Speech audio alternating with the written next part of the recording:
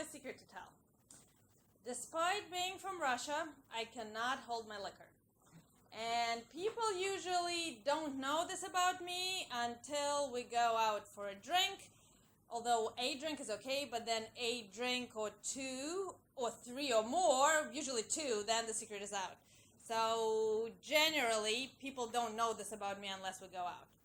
Now, this one time, we went out after a long week of very hard work with a few co-workers, and we had a drink or two or more, or three or four, who's counting. And all I remember from that night is that I was having this very, very engaging conversation, something super interesting, something that I really, really want to give my input, and it was very, very interesting. But then I was realizing I'm having this problem. I cannot hold my head. It was getting too heavy, and then my eyelids are getting too heavy. So how do I do that with also being able to keep up? So I figured, so my problem-solving skills, if I can only lean my head on somebody and then close my eyes, I can still keep up with the conversation and still be very engaged and continue on. So we're fine. Let's do that. So next thing I know, I wake up, bright lights, I have tubes all over, I have IV and all, and then my husband Todd is there and saying, "Hi, you're in the emergency room. Good morning." I'm like, whoa, what just happened? So between the time when I was having this engaging conversation and I applied my problem-solving skills and was very happy about myself, and the time I woke up in the emergency room, the things that happened in between is not something that I remember, but I was able to piece it from various different parties, whoever was there, a piece here, a piece there. I don't know if any of it is true, but according to various people, that happened. So apparently when the party broke off, one of my co-workers, Francois, he happened to live in the same neighborhood where we lived, and he was nice enough to take me home. Now, he gets me into the taxi and then realizes, oh, shoot, I don't really know where she lives. I know she lives in the same area, but I don't really know the address. Now, having had a few drinks himself, being a problem solver after a few drinks, figured, all right, I'll check her phone. So, old school phone, opens up the phone, checks. He did know that my husband's name was Todd, so okay, here's Todd's number, fine, he's calling Todd. Now, as I mentioned, his name was Francois, which suggests that he is French. Now, on a clear mind and a clear day, it's really hard to understand his English anyway.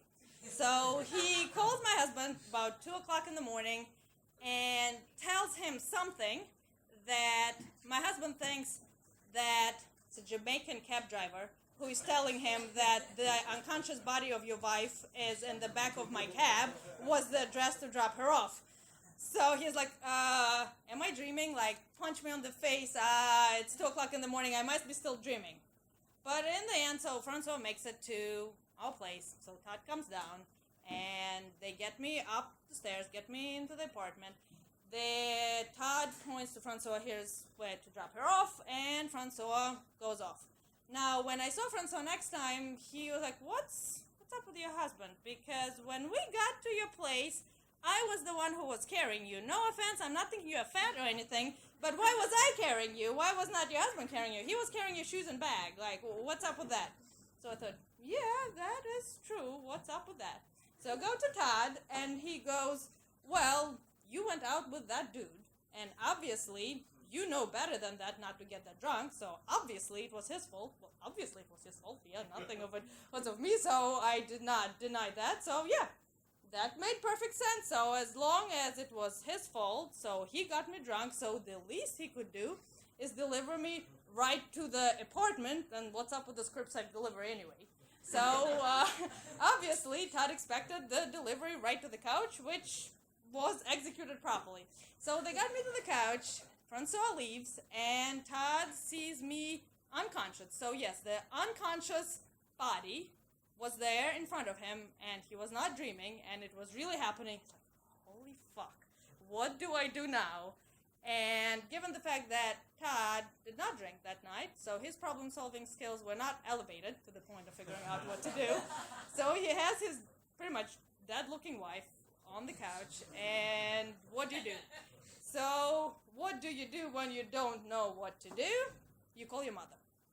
So Todd calls his mother and goes, "Mother, my wife and the mother of my child has been brought home unconscious after a wild night of drinking. What do I do? She's completely unconscious."